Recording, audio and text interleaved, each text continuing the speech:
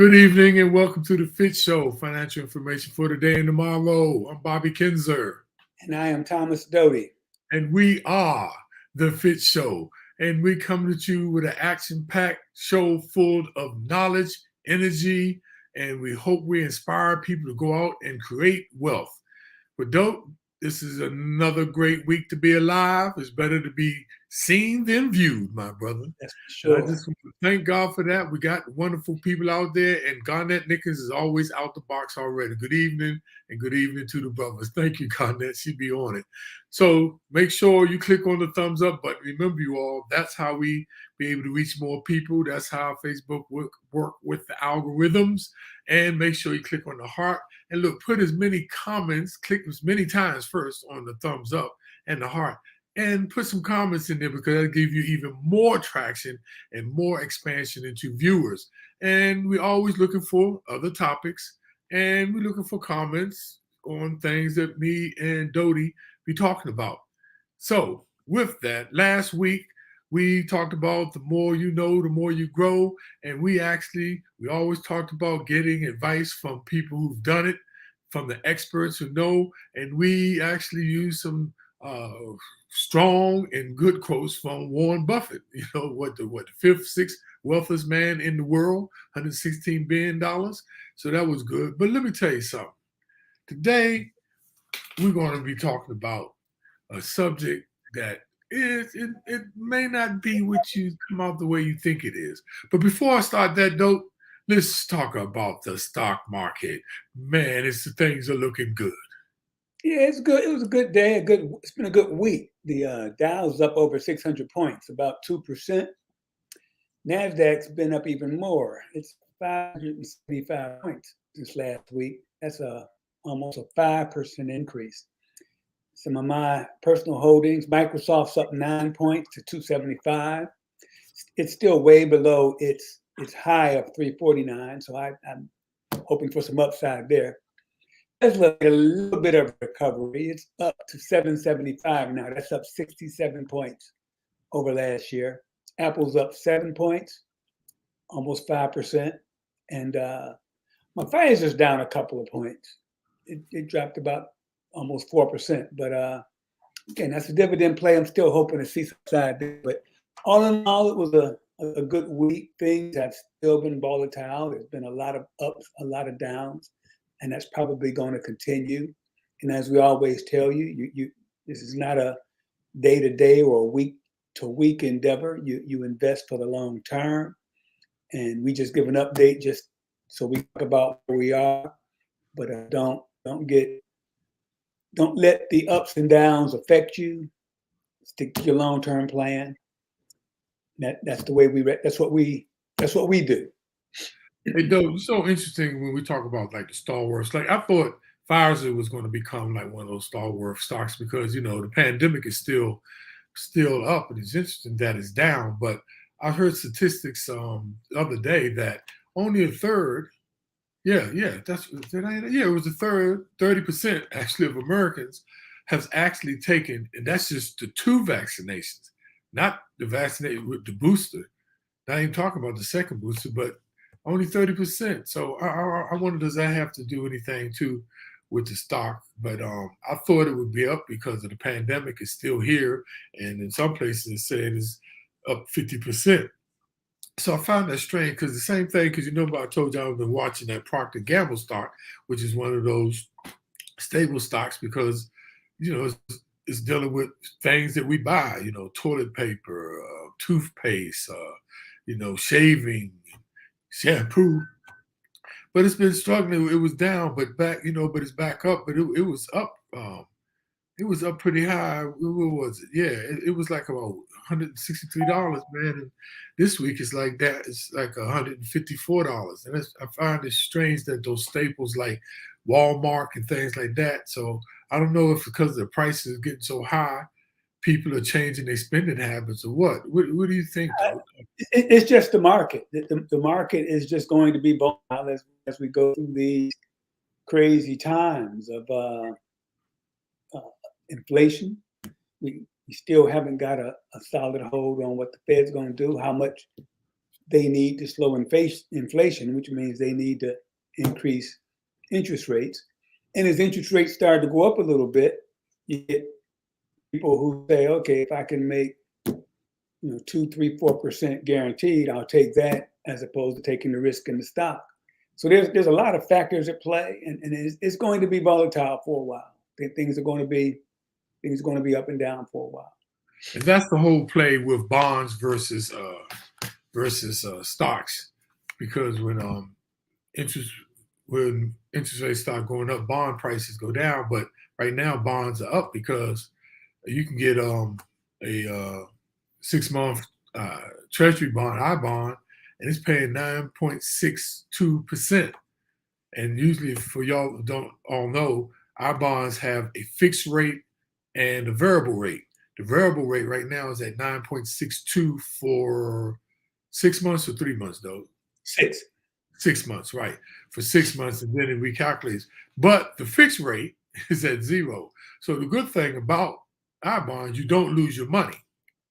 You won't lose your money. But when inflation starts going, caveats, couple things you got to know though. You put it in, you got to wait a year before you can take it out.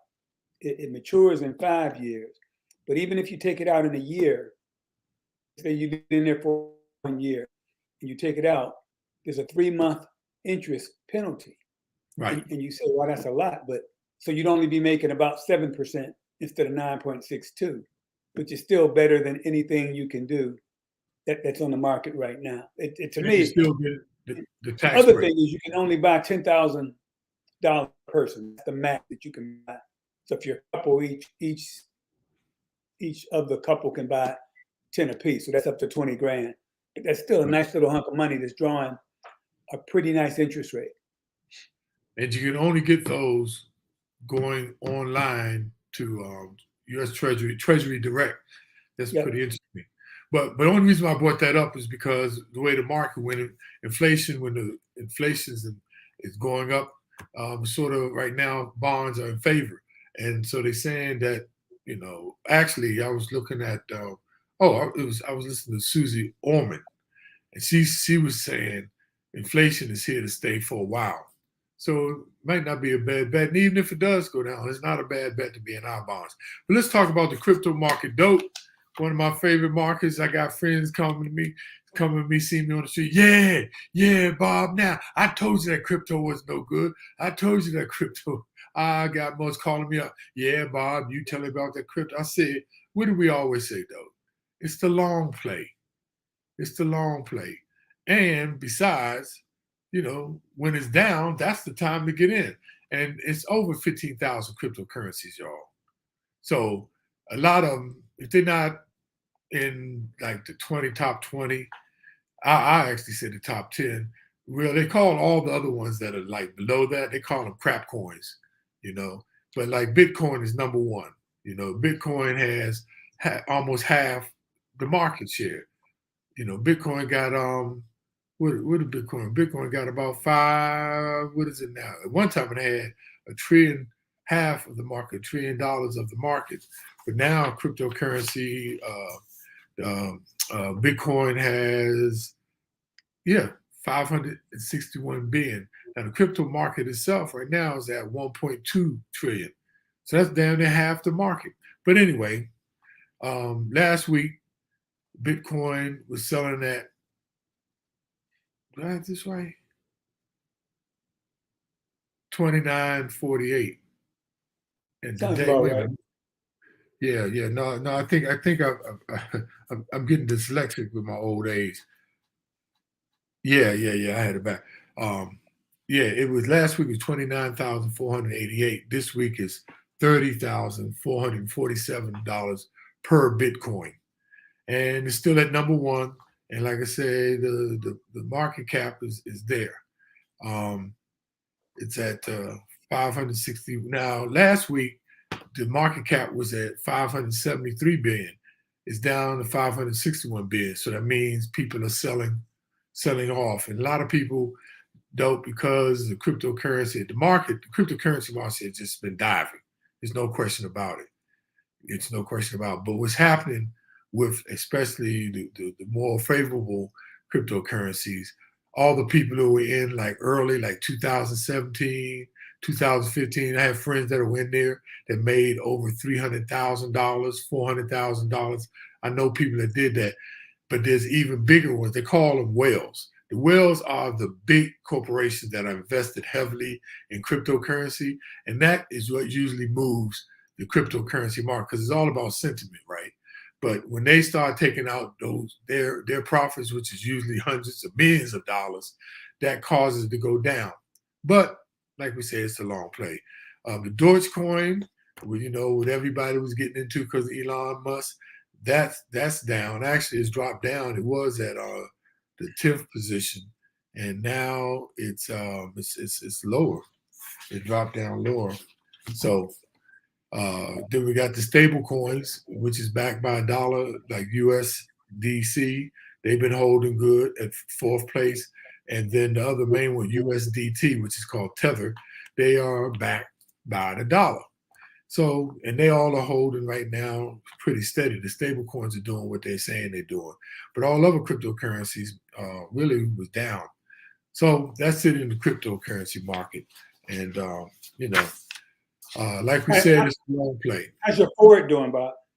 Hey, you know what, though? I'm glad you asked, because my Ford, let me tell you what my Ford is doing, man. My Ford was 2 weeks ago, I got in at $12.62 a share, and today it's up to, what is it up? It was up to $13.89.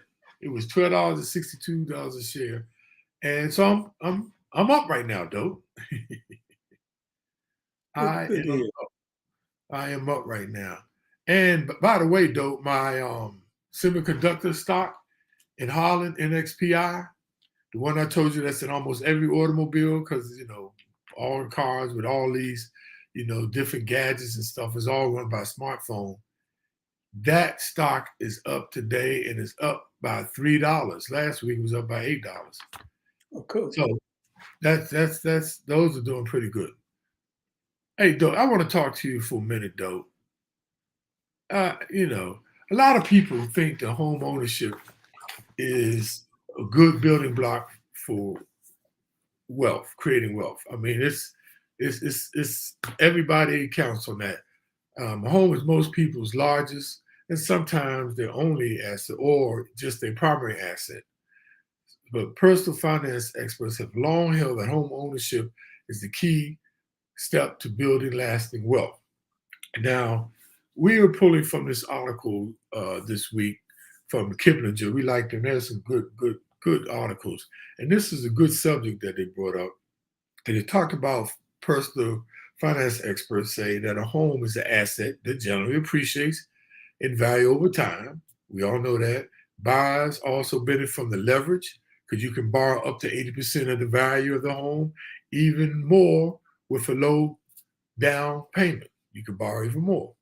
The value of a house has appreciated substantially. It's provided great stability for many families. Though I took out a home equity loan some time ago, invested in a property. Between me and my wife, we have bought 4 houses. We sold 2 of them. No, what did we? We sold 3 of them. What I'm talking about. And it's the American dream. So what do you think about home ownership? Is that that's the best way to go? I agree with what you're saying. And for me personally, it worked. I bought 9 houses in my life. And unfortunately, 8 of those, I didn't pay any closing costs until I sold my house before this one. But so I didn't have any closing costs to go with as far as having to pay those. But, you look at it, it is a good way to get started.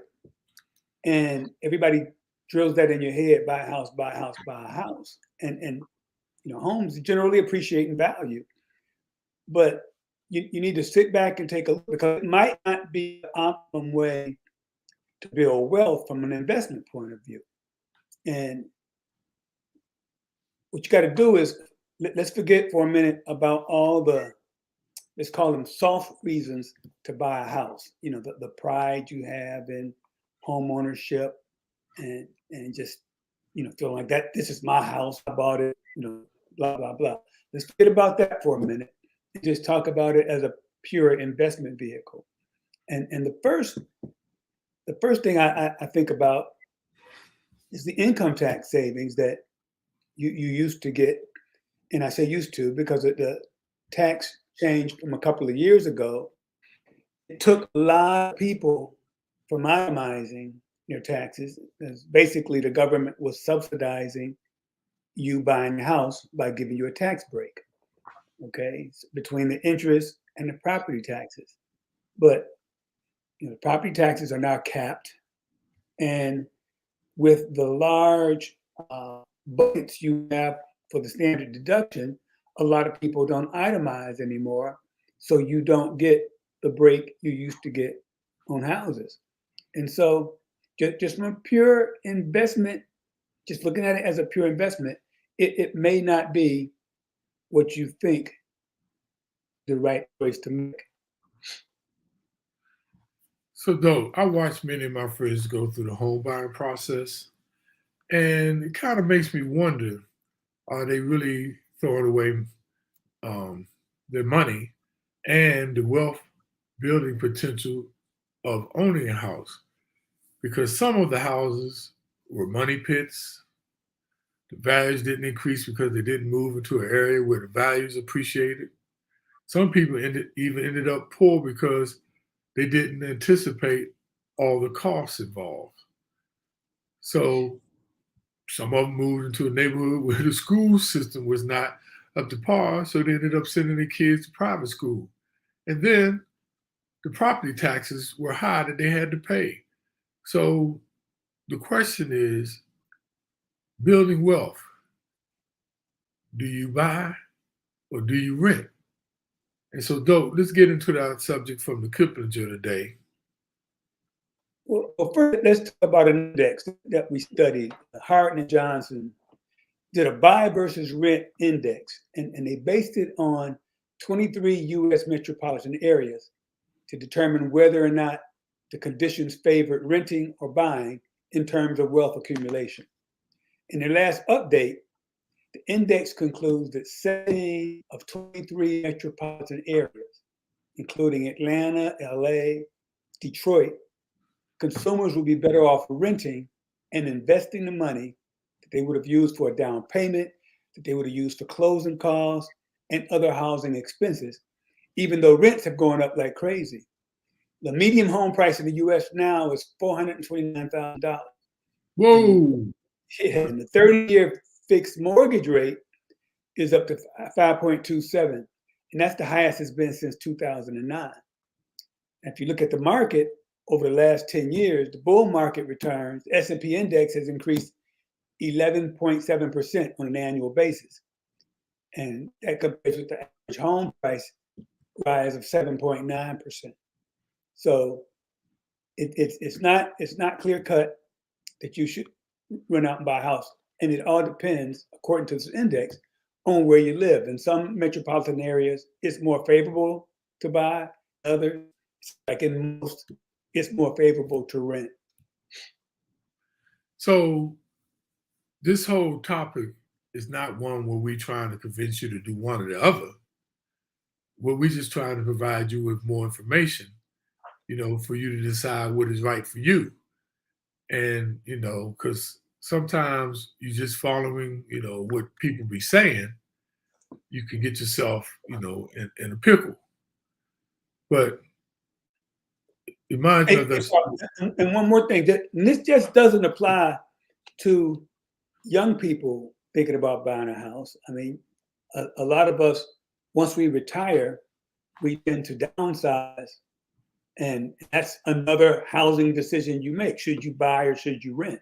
And so it's also applicable when you're first starting off. And once you reach retirement, trying to determine what you're going to do with the house you have. Once you sell the big house and assume you had kids, all your kids are gone, then you've got to figure out what to do next. And all we're saying is make sure you look at both situations. And dope. And I say this because that's been the traditional thing. Everybody trying to buy a house, running, following everybody else, doing what everybody else is doing. And it reminds me of the story of the lady with the ham, where she asked her husband to go get her a ham, and he brought the ham back, and the ends of the ham was cut off. She said, "Why did you have him cut the ends of the ham off? That's where all the essence and the juice was. Why would you do something so stupid?" He said, "Because that's how my mother used to do it." So she said, "Well, call your mother, ask her why she used to do it."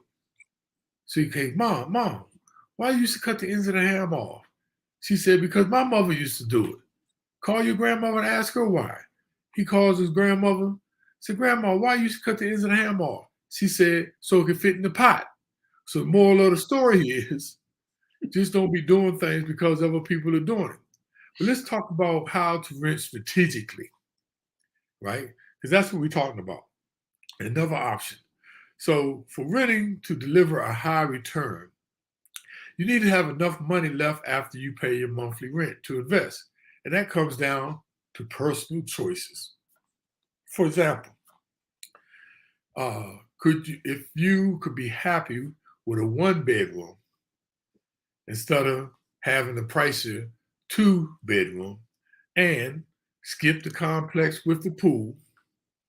Or if you like some of my other friends who live in expensive metro areas, they may choose to save money by living outside of the city. Now, even with um, people's rents increasing about $50 a month in August, it's still cheaper than rates for closer in apartments, especially in the Washington, D.C. metropolitan area.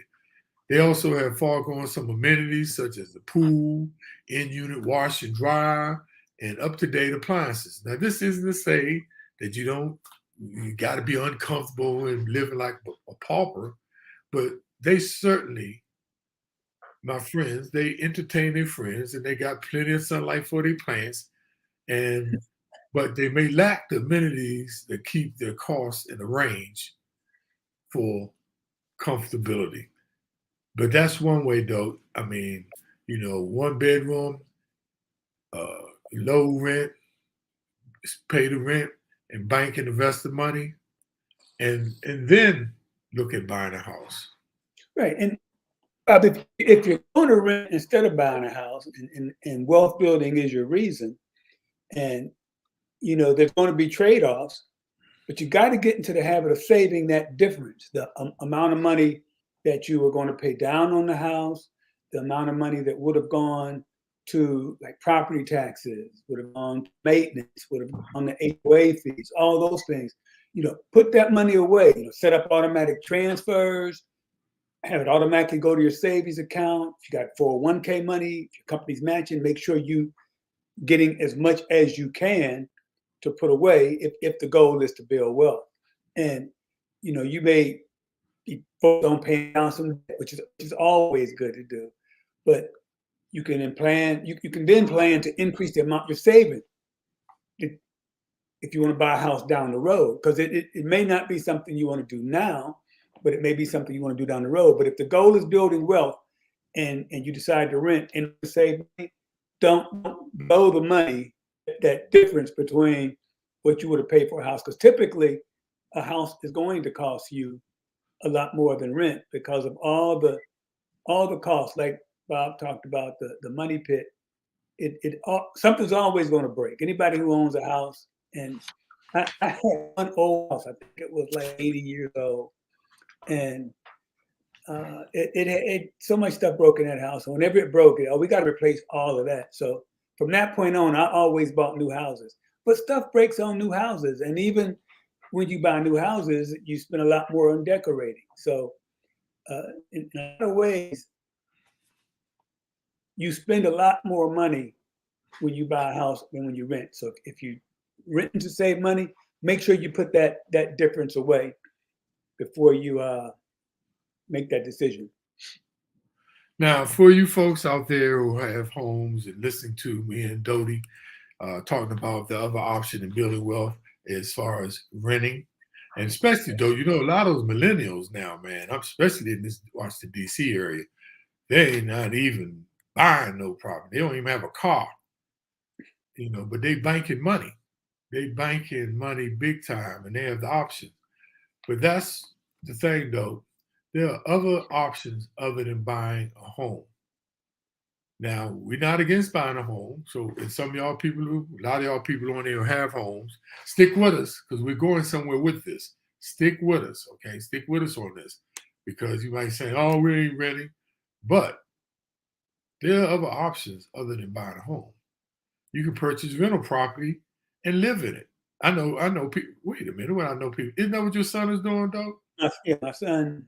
Yeah, he cut his actual spending. What he pays for his house is minimal. Basically, he gets his house note paid for by his renters. Right. Or you could invest in a real estate trust, which is called RITs. Real estate trust, it's a great investment. It gives you tax advantages. It gives you gains, capital gains, appreciation, and it's real estate in a trust, almost like. Then you got mutual funds. You can invest through real estate through mutual funds. So there are other options than just buying a home. But right now, though, there is a great friend of mine, good friend of mine named Ted Daniels, who's the owner and CEO of Society for Financial Education and Professional Development. And they, if you go out on their website, y'all, sfepd.org, their financial literacy, minority owned, black owned, African American, been around for over 20 years, one of the main financial literacy firms in the country. I consult with them, and they have a newsletter out there this month, this season, their spring newsletter, and we're going to talk about 6 questions that they talk about that you must ask yourself before you invest in anything, including buying a home. But before you go into it, though, please go out there and check it out. sfepd.org, Society for Financial Education and Professional Development. Over 90 colleges we do. Most of them are HBCUs. We got a student ambassador program. We've reached over 100,000 individuals and 260,000 students, though. So go out there. There's wealth information on their site and check out this newsletter, though. But though, why don't you kick it off? Because it talks about there's 6 questions that you must ask yourself before you invest in anything. Yeah, and this applies to houses, stocks, gold, anything.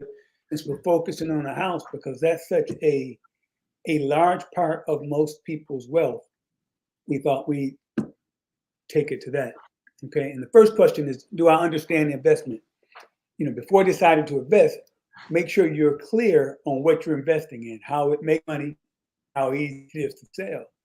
And when you think about the market you're moving into, you got to look at the growth potential of that area, the quality of the school system, how safe is it? All those things play a part in how that property values going to change. So you've got to make sure you understand exactly what you're buying and all the costs that go along with that, because so many people, first-time homeowners, get shocked by the cost. Things like, okay, property taxes. You start off with a certain level of property taxes, but I guarantee you your property taxes are going to go up probably every year. I mean, if that's just how it goes. So make sure you understand the total cost of the house. Things are going to break. Things are going to need repair. Sometimes you have hefty repairs. If you're buying an older home, which typically you get better prices on. Well, the roof's going to last going to go bad every 20 to 30 years, somewhere in that range. So if you buy a 50-year-old house, probably within the next 5 to 10 years, you're going to have to buy a new roof, which is very, very expensive. And those are the things homeowners hate the most, is when you pay big money for something and your life's no different. No, nothing's different. The house don't look any different. You're not any happier. you got the same roof you had before from what you can see, but you've just dropped 20 to 30 grand or whatever it costs to get a new roof.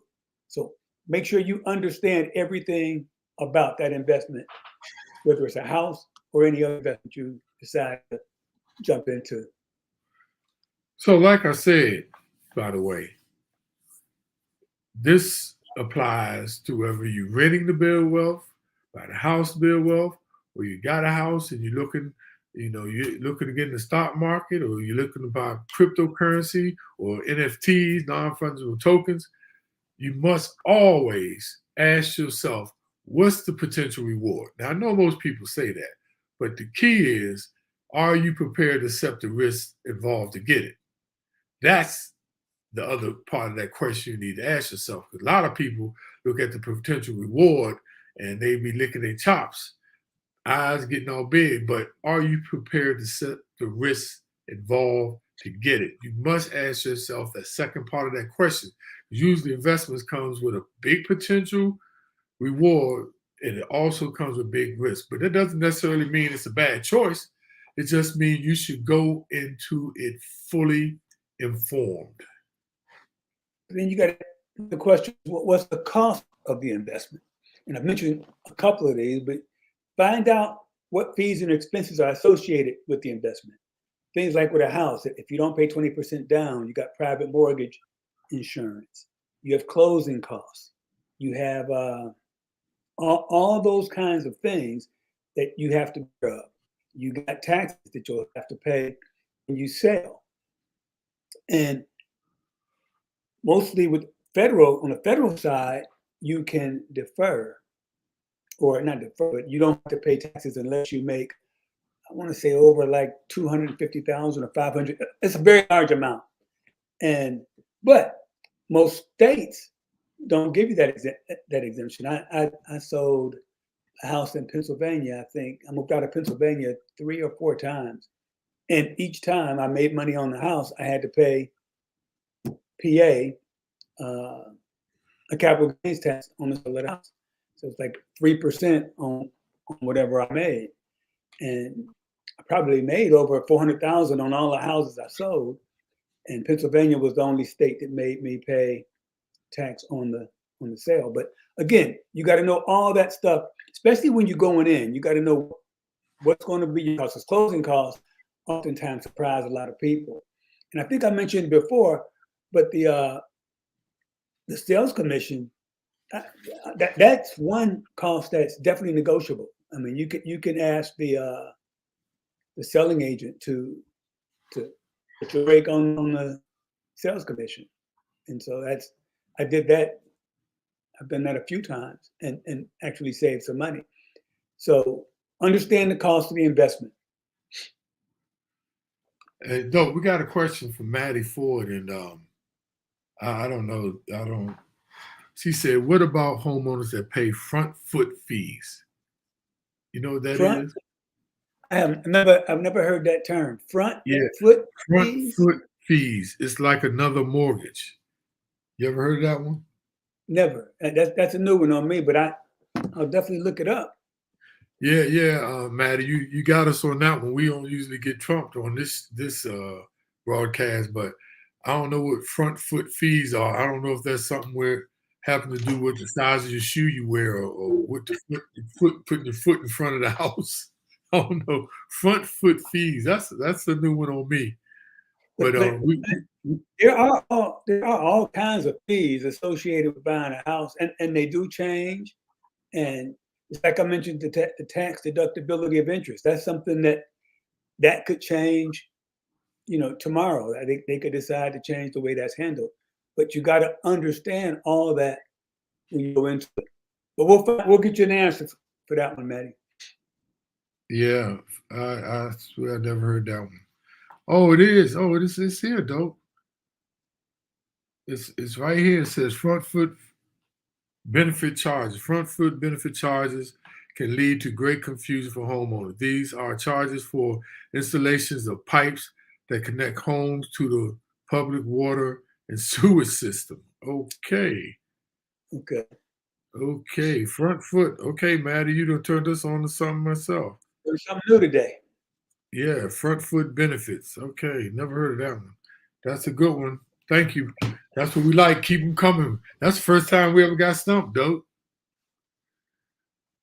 So the next one is that question that you definitely must consider. Oh, wait a minute. She said, in the state of Maryland, there are new developments because the builder put in the pipes of the houses. Oh, so that you got that cost too, though. That's what Maddie's talking about.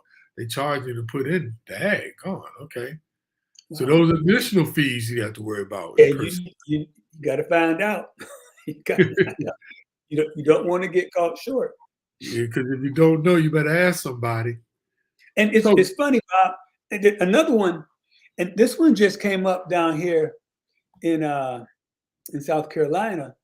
There's a real nice subdivision and fairly new, but they have in their homeowners agreement that when you sell your house, you have to pay a fee to the homeowners association, which is kind of interesting.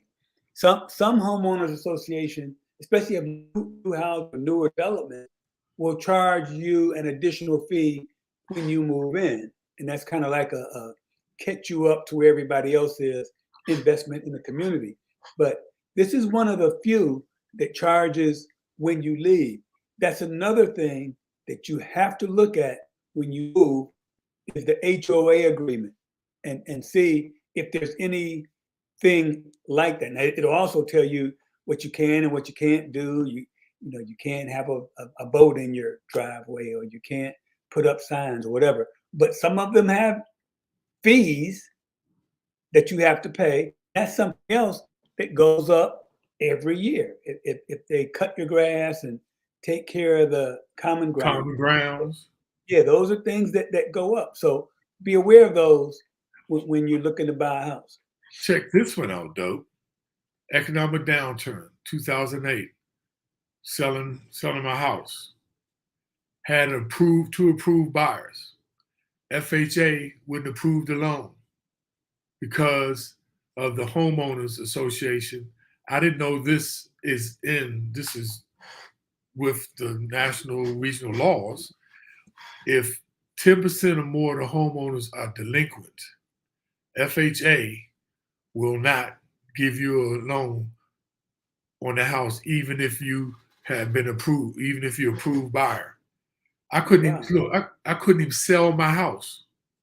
So what I came up with was with my man Lonnie, who's a great realtor, Lonnie Alsop.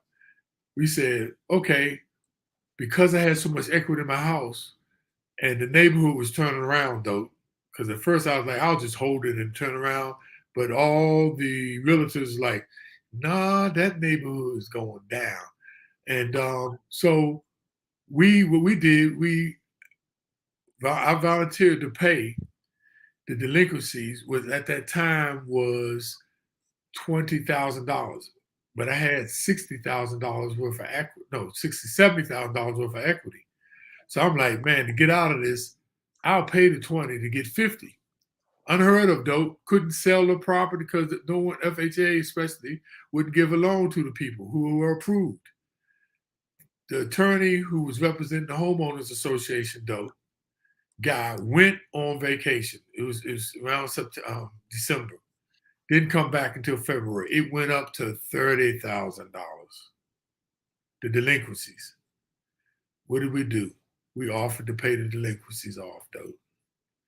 And it was contingent on him first giving me a letter so I could write off for taxes, and give me a letter if any of those other people were delinquent and they paid their homeowner's fee that I paid for them, that it would come back to me. So he wouldn't be double dipping. That was the agreement, though. That was the agreement. And That's crazy. I know. I didn't even know that there's law on the books, that says homeowners. And if the budget, though, is, no, there was 20%. If the budget was 10% in arrears, the budget, if was below 10%, FHA can also not approve the loan for a person to buy your house. Here it is. I got buyers to buy my house who could do it. But anyway, I wanted to share because that was such a unique situation. And we got out of that without even having to pay the delinquencies, though, in the Yeah, end. there's so many things you need to take the time and read before you buy a house. It's such a complicated transaction. And again, HOA is just, it just stands for Homeowners Association. It's just another one that you got to make sure you're okay with everything that's in there, your closing costs. You, in some cases, I'd even recommend hiring a lawyer if you're talking about spending several $100,000 for an investment.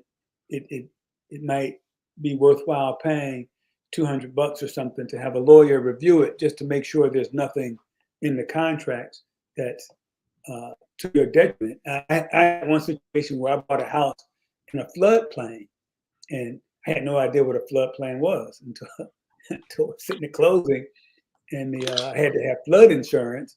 And at that time, the government was subsidizing it, so the cost was minimal. But it's those kind of things that could have been a disaster for me had I or had it ended up being a bad flood because the place was on a floodplain. But it's one of those things I didn't know, and fortunately, I only stayed in the house 2 years, got out, and did okay. But again, there's just so many things you have to know before you decide to buy a house or with any investment. Make sure you take the time to read everything you can. No. On some of those floodplains, some of the insurance agencies would not give you flood insurance. Well, yeah, but and it's even worse now because the government's trying to get out of subsidizing those. So in a lot of cases, those, if you're looking to buy something like the beaches, though the flood insurance is becoming crazy. Some people have houses that they can't sell because the flood insurance is like $20,000 a year. Right. So, yeah, again, you got to be aware. You have to be aware. So the other question you got to ask yourself is, does this investment fit with my goals? Me and Dodie talk about this all the time. Now, shorter term goals like saving for a down payment, that's considered a short term goal on a house, or accumulating funds for college education. Those are all short term, which require a different investment strategy than if you're investing for retirement that may be 20 or 30 years away. Lower risk investments are usually more appropriate for shorter term goals, while riskier investments can be fine for longer term goals. Notice what I said. Lower investment risks are usually more appropriate for shorter term goals, while risk investments can be fine for longer terms. Financial advisor can help you determine which investments fits your particular goals, because that's very important to know the risks and how much time you have. We always talk about that risk tolerance and time horizon. Okay, the next is how easily can I get out of this investment? And money that you invested, it may not be liquid. Okay, in the case of stocks, usually you can, and you can always sell. You might take a loss, but still you can get out of it and get somewhat or most of your money back and take a tax deduction if you do lose money. But with other investments like real estate and certain types of insurance, life insurance, it's harder to get your money out. And again, if you have to sell, you get in and you can't afford it, or you have to sell for some other reason, or if you relocate and you don't have a company that's going to pay all your relocation costs, or you just decide to get out and buy another house. It can be tricky when you're paying closing costs on both ends, and the market may be down. Houses sell better when it's warm than when it's cold. Typically, there's a whole lot of things that play a part in you being able to sell your house. So something else you got to worry about is, can you get out of it, or do you have enough money to make do until you can get out of it? The last question you need to ask yourself is, what is the investment's history? Now, we know, because I was a stockbroker, and this was always our disclaimer statement, past returns are no indicator of future performance.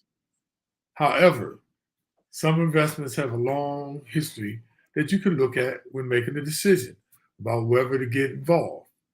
Like the U.S. has never defaulted on debt. So their bonds are backed by the full faith credit United States government.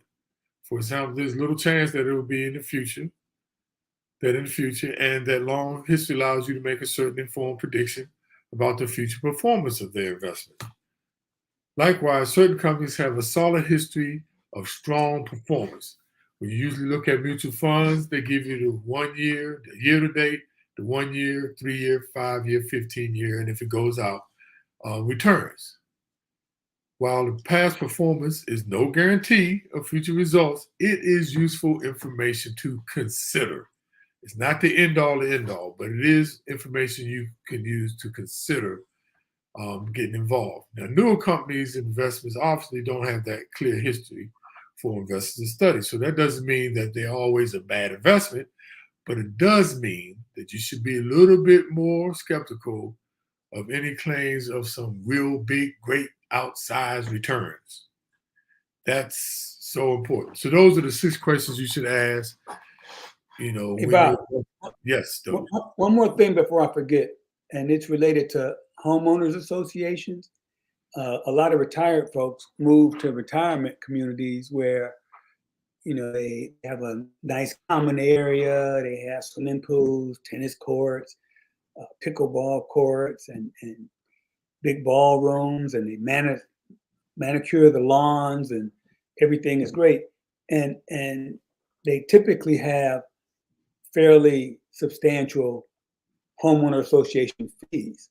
So if you decide to retire and move to one of those, when you are looking at them, make sure you ask the question of what percentage of reserve do they have for replacement of things in that subdivision.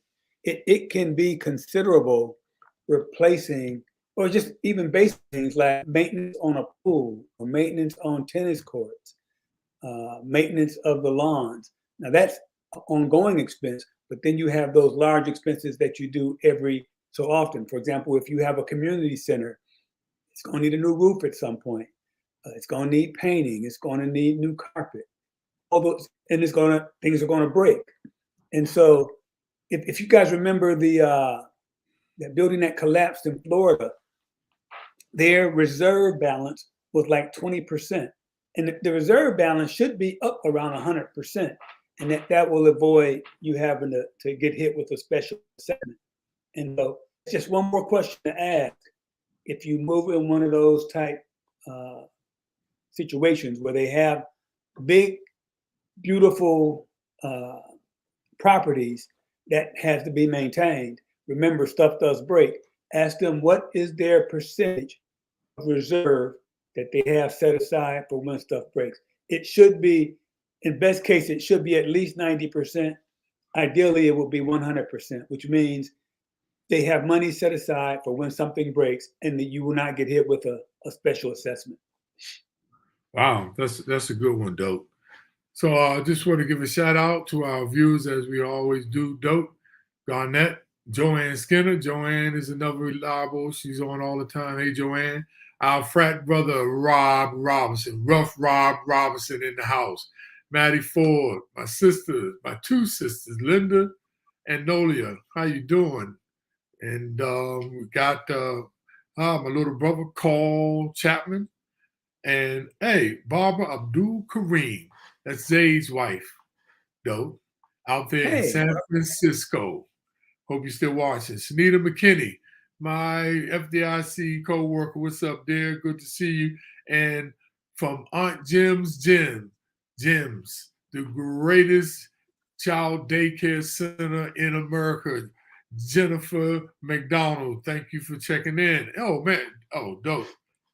Now, this dude, we talking about assets. This guy was the chief asset guy for the FDIC. I'm talking about moving major policies, major assets. We take over banks, and we get all those assets from hotels to golf courses. George Alexander. What's up, George? Hope you're still with us. And Johnny Lloyd. What's up, Johnny Lloyd? And my main man, Dr. John Butler. Look at johnbutler.us. Y'all go out and hear some of the most beautiful music you ever heard. John, I wish you well. I know you leaving this Tuesday to go back to New Orleans to bury your father. May peace be with him and have a safe trip, my brother. So with that dope, let's go to the video. Let's look at our summary and takeaways of today's topic, as we always cover. Okay, and the first one, as we always say about any investment, you got to be willing to accept the risk. And with the house, what you doing, Bob? It's just the computer just acting up. Oh, just bear with me. Bear with me. The computer got a mind of his own. Stay with me. Okay, but you got to be able to accept the risk. And if you're talking about a house, it could be that the market's not going to grow. It could be that things are going to break. It could be all those types of things. So with an investment in equities, it could be that the value is going to go down. So make sure you can accept the risk so you can sleep at night and be okay with what happens. Next, understand your investment.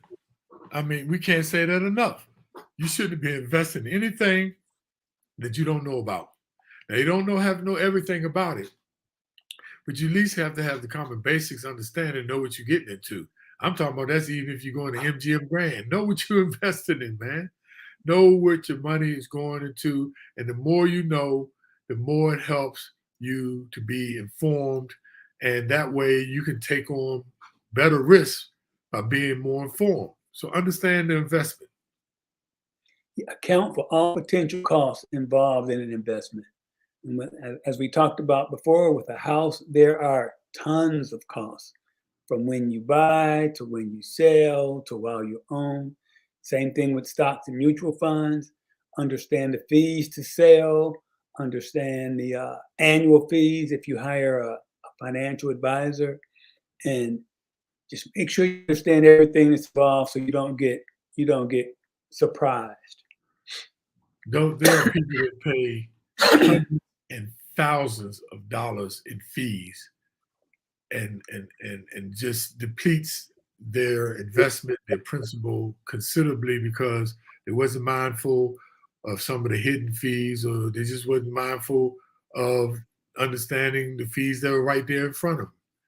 Lastly, what works for everybody else may not work for you. That's why we're saying everybody else buying a home might be fine, but renting may be just as fine for you so that you can build a bigger nest egg that you can either invest for retirement or down the line purchase a home, or be able to increase your appreciating assets. There's nothing wrong with it, you all. It's all about what works for you. So as always, and what you said earlier was key. We're not recommending. We're not financial advisors. We're not giving advice. We're just trying to make sure you understand the choices that you can make, and we want to get you to do the homework and figure out what's best for you, what works best in your situation. We're not recommending go out and buy a house or go out and rent a house, but know what you're getting into, be comfortable with it, and be informed. That's what we're trying to do. Dope. Good friend Kitty Cheney, FDIC's finest, says the rent increase. Kitty lives in D.C., always have, from Dansville, Virginia. The rent increase in D.C. is unbelievable. Some new apartment buildings will cost you $2,200 plus a month for 2 bedrooms. Yes, some new buildings have pools on the rooftop. Remember, those are luxury amenities. A fitness center, but parking can sometimes still be an issue. Yes, they are close to metro centers, supermarkets, and yes, there are more bike lanes in the city, etc. Whoa, so dope. I don't know if that's a pro for renting or a pro for not renting. It's got a little bit of both in that statement. Yeah, but we didn't even talk about the ways of talk about home ownership and how some people are really proud with that. But some people are also happy when something breaks, they pick up the phone and call somebody and it gets fixed. And some people like that. So there's a whole myriad of choices from buying and renting and everything in between. And there's a bunch of positives for each, and there's a bunch of negatives for each.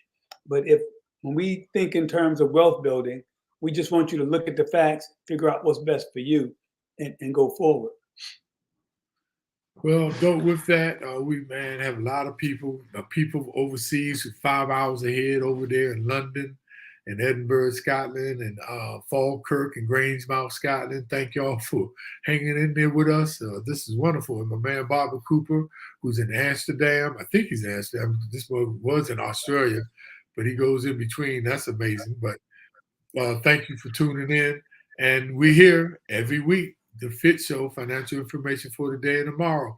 And look, share this information. Go out there. Our shows are archived, but they only stay out there for a limited amount of time. I think is actually when we get over 50 shows. But we already started over, so we're good to go.